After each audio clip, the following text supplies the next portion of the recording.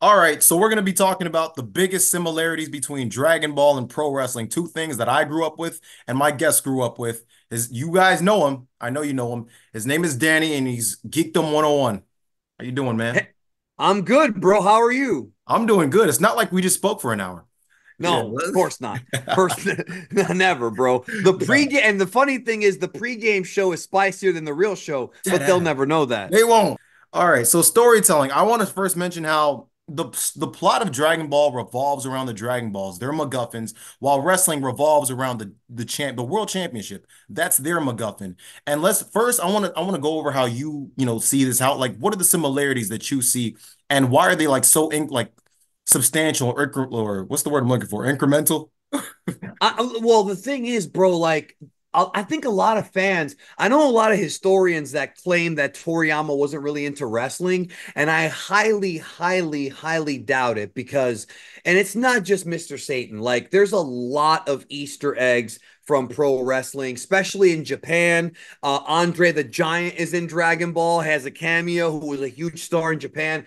I think it comes down to just logical storytelling. Like pro wrestling, when it's good, and Dragon Ball, when it's good, goes all the way back to the old school storytelling of good versus evil. That there's a documentary that came out in 1997 on A&E called The Unreal Story of Pro Wrestling, and it just went through like a lot of the history. But at the end of the day, they realized that championship belts and different prizes are obviously important, but ultimately it's good versus evil. Bad Blood coming up in this weekend, as of this recording. The main event is CM Punk versus Drew McIntyre. That's not for a title. It's good versus evil. The dude took his bracelet. How about the fact that that They're bracelet fighting over a is, bracelet. bro? The bracelet's more prestigious than 80% of the AEW titles, bro. So what does that tell you, bro? Nah, But for real. yeah. So, but in Dragon Ball, you have both. I mean, and then when you look at how Toriyama books, and I'm going to use the term booking because that's what he does, Yeah, right? he does. You got the tournaments, and then you've got even into Dragon Ball Z. You notice there's a pattern. Like, let's take for example the fight with Frieza. Frieza, yep. Frieza fights Nail first, then he ends up fighting Vegeta. Then Form 2, he fights Vegeta, Krillin, and Gohan, and then Piccolo shows up, and Yep. then Piccolo beats him. Form 3, he fights off Piccolo. Gohan gets a power up. Then Form 4, he fights everybody off. Then Goku shows up. Yeah. So what? But earlier in the arc, Goku takes out most of the Ginyu Force. Because I want to Oh my! interject, actually. I actually want to No, go interject. ahead. Yeah, I so, apologize for that. I wasn't expecting that. oh no, it's cool. So, yeah, as far as storytelling goes as well, so Goku shows up, right? And this is how you build to the big baby face versus the huge heel, right? And this is where we're about to get Yes. into Well, wrestling that's what psychology. I was gonna say. Oh, Ricky yeah. Morton is you take a baby face, you take a heel, and they beat everybody until they meet. That's Goku Yeah. and Frieza. And That's just like the Goku and tournaments, Frieza. just like the Yeah, tournaments. And you right. also mentioned the tournaments. What about King of the Ring? How do you build a huge baby face, right? How did The Rock become The Rock? That freaking King of the Ring. No, tournaments have been around forever, not just in wrestling and Vale Tudo, which is the original MMA, and TNA's reverse tournament. oh, the reverse. Yeah, but Vince Russo classic. But tournaments have always, I think that it's just very simple. I mean, hell, AEW does like 10 of them a year. It's just simple storytelling, bro. And they've existed in martial arts for years. And that's what Dragon Ball's rooted in. Yeah. Wrestling is probably not rooted in martial arts, but there is martial arts in wrestling. Yeah. So there you And, go. and like we say, the one common thing that like brings them together is the fight of good versus evil, right? No matter what. And a lot of people, I remember hearing this somewhere. A lot of people like to say, "Oh, wrestling's more of a gray area," and it's like at the end of the day, people still boo Sometimes. one person and they still cheer the other. Even Rock versus Hogan, 2002, they still had to boo one guy and cheer the other, right? And in Dragon Ball, you got a face versus face. Let me think of the tournament Goku versus Jackie Chun, right? The first tournament, face Right. versus face. Yep. But I mean, the audience is probably cheering Goku because he's the protagonist. But then you got other people, wanting Jackie Chun to win because he's funny, charismatic, right? But at the end of the day, you still got to cheer one guy and boo the other, right? And I like that story because that was the master and the student, which, Yeah. if you follow Japanese wrestling, and me and Draven on the KLB have made this joke, all Japan only did three storylines, just with different guys: Uh-huh. teacher versus student, high school rivals and American Gaijin versus Japanese. And they're Go all over. back, go back and watch 90s All Japan. Literally, it is the same storyline, slightly different with different guys done over, and it always worked. It It always always gets works. over. It always The gets over. Japanese love one of the best things that they did in Japan. Very smart is they would take a monster from America, Yeah. Bruiser Brody, Vader, Stan Stan Hansen. Hansen, and he would kill all the Japanese guys. And then you had Misawa or whoever come in and beat them, and the Japanese go nuts. But the Japanese still respect Abdullah the Butcher, Stan Hansen. Every time Stan Hansen Exactly. goes to Japan and they introduce him and he waves, the crowd pops because Exactly. even though they hated him in the 90s, they respected him, bro. And I love that Mhm. about that culture. The And I like reason why that I'm you bringing up Japanese wrestling is Japanese shows, Dragon Hey, Ball. I like that you brought up Japan because I actually made a video on a lot of pro wrestling's biggest influences on Dragon Ball, and I mentioned how you know how in movie 10, right? There was a what's it called? There's that like they had pro wrestling references, Abdul the Butcher and that Road Warrior looking dude. Was that movie 9? Oh The yeah, BoJack movie movie? nine, BoJack movie BoJack. nine. Yeah, yes, Yeah, yes, so yes. the dude with the Road Warrior fit, Yeah. I made a point that he might not have been the Road Warriors, but he was maybe the Hellraisers. Remember when Road Warrior Hawk went to Japan With with Katsuki Mhm. Sasaki? Yeah, and that was around the time that movie 9 was made. So I have a good point. If you guys check out that video, which I will clip to this video, you can look that up. That is real nerdy stuff that like That's good shit, though. I had to research real hard on that. But yeah. But now that we're talking about like action, I want to move into more like psychology.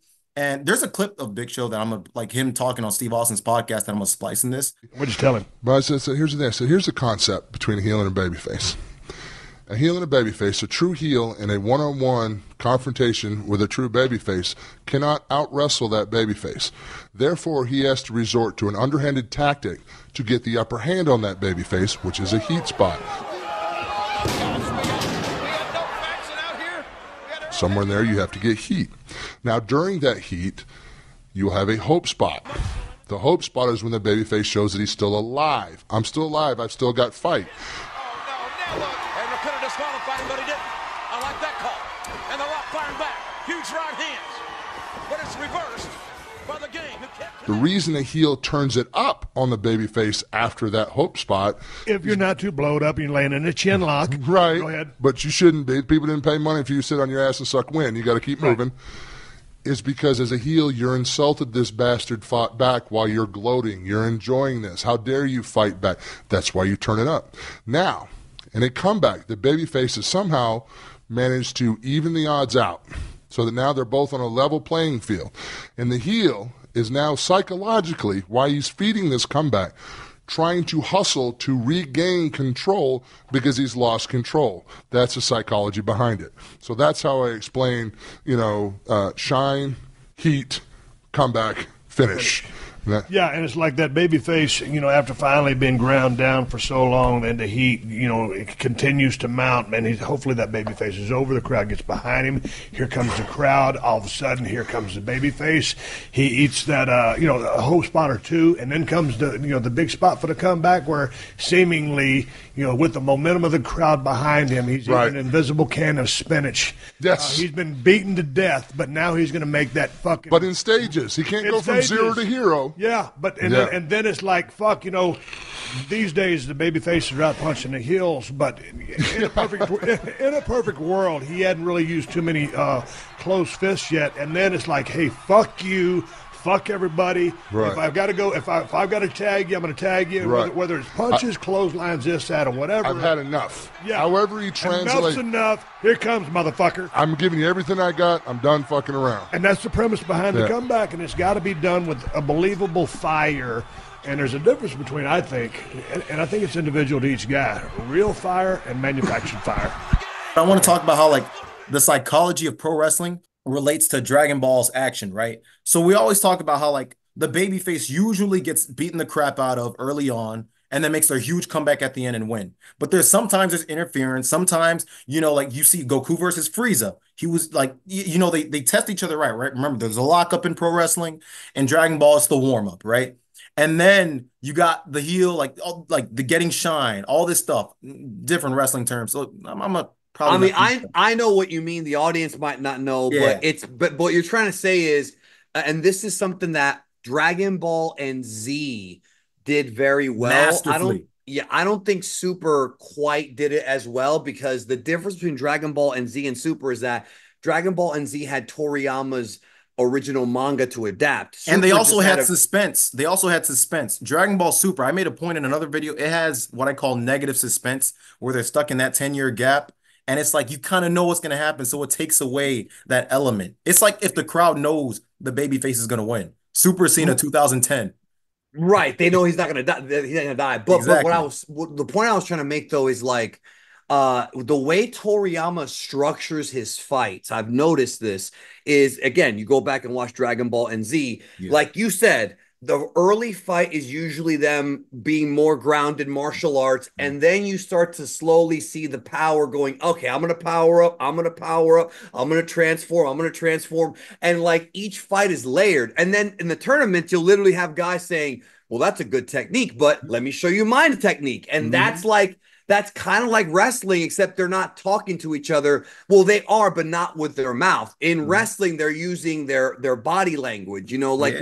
when Cody Rhodes is the selling, and when he gets up and he hits the Cody Cutter, Cody hitting the Cody Cutter is almost like Goku hitting a Kamehameha. Like, Right. oh shit, he may have hurt him, but it's a 2 count. So Mhm. I always love fights that are structured like that. And Super didn't really have that because Absolutely. Toriyama's manuscripts were very, very simplistic. It was like Goku fights Goku So Black, and so, yeah. and then he let the animators do it. I But think if you in read the GT, manga, it's different. Yeah. in Mhm. GT, they had that a little bit with Baby with Goku, kind of like, and that's where it's gonna bring me up to like the babyface making their comeback, right? Like a transformation, a Super Saiyan or Super Saiyan transformation is essentially a comeback, right? When they I think transform, so. right? It's like a Hulk up.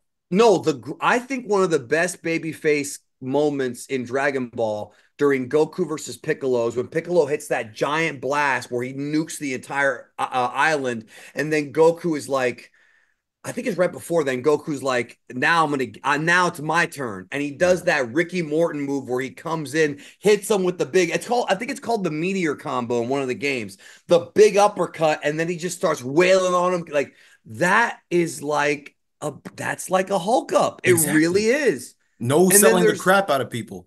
and then a great one. Oh, speaking of which, a great one is Dragon Ball. I'm gonna get nerdy here. Punch me. Dragon Ball Z episode 186. Gohan versus Cell. When Mm, Cell is doing all this theatrical shit, powering up, and then Gohan's like, "Is nope. that it?" Yeah. And then he goes for the kick, and Gohan blocks it. Psh, psh, and he's just like not even sweating. And he's like, Exactly. "Okay, now I'm gonna hit you," and he kicks the fuck. Oh my god, 100%. I And I love the way Dragon Ball when there's an episode where the heel gets his ass kicked. It's so it's satisfying. so cathartic, right? Bro, like so a few years ago, me and my girl, she's my ex now, we Yeah. watched all of Dragon Ball and Z start to finish, and she would get so mad because the Toriyama puts a lot of heat on the heels, bro. Yeah. Like Frieza fucking when Frieza killed Dende, it's like she's like, this motherfucker's killing children and shit. I'm like, Yeah. be patient. He's gonna get his comeuppance. And then Just he wait. does in Dragon Ball Z episode 96, one of my favorites. That's the with Did you kill oh Kuririn?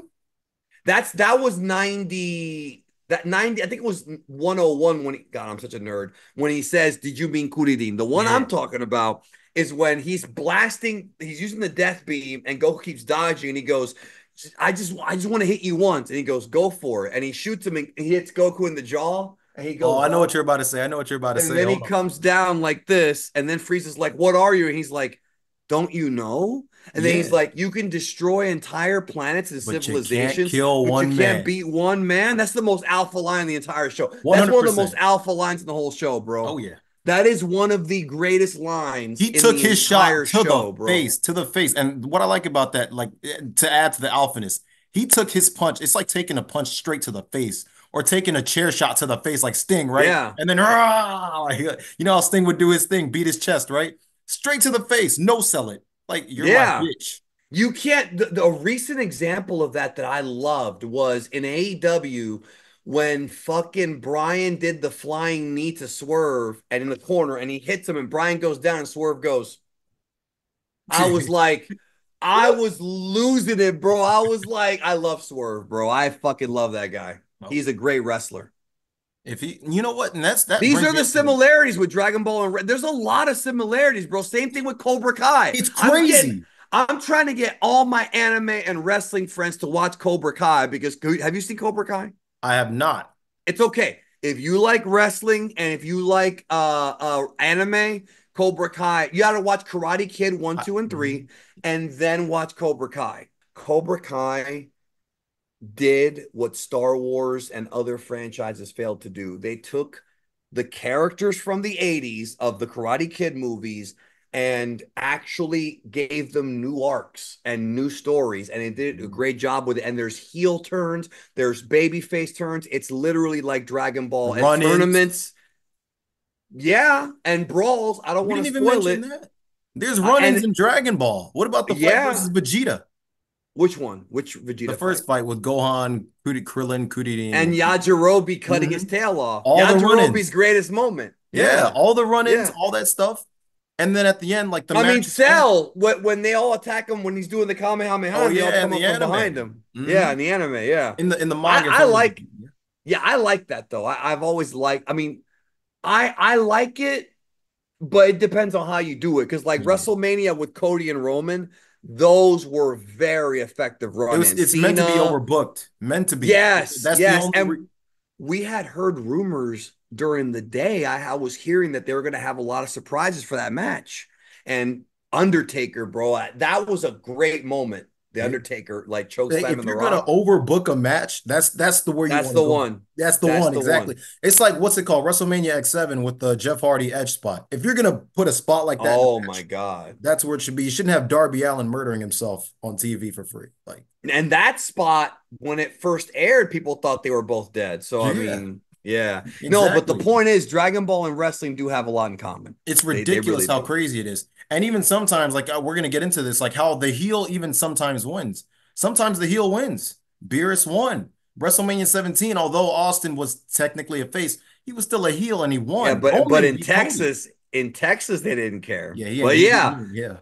well, I mean, it's Roman beat Cody so that Cody could beat Roman. It's almost like how Ten Shinhan beat Goku in the 22nd Mhm. tournament, but Goku beat his ass in the Oh semifinals of the yeah. 23rd tournament. So, like, I've always liked that.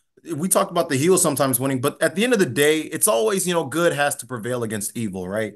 At the end of the I day, you think always so. got to have, yeah, you always got to have that. So at the end of the day, Goku ended up beating Frieza or Trunks, but Goku still ended up whipping his ass in the fight, right? Steve Austin beat Shawn Michaels. Hulk Hogan beat everybody. John Cena beat Everybody. everybody.